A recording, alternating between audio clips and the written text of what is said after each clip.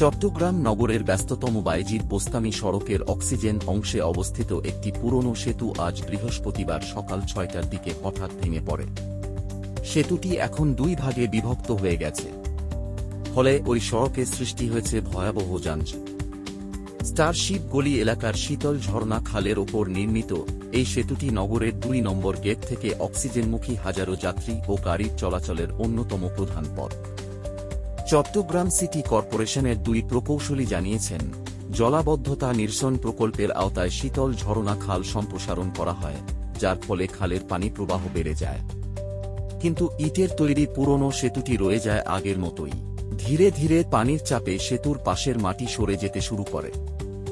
দীর্ঘদিনের অবহেলিত এই সেতুটি ভারী বর্ষণের চাপ সইতে না পেরে আজ ভোরে ভেঙে পড়ে।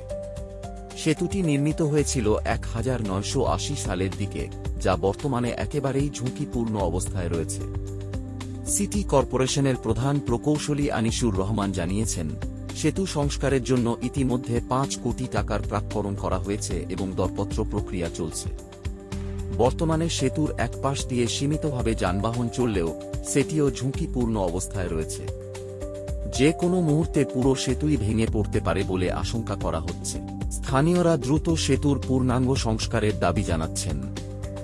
সড়কে প্রতিদিন প্রচুর পোশাক কারখানার কর্মী, শিক্ষার্থী এবং সাধারণ যাত্রী চলাচল করেন।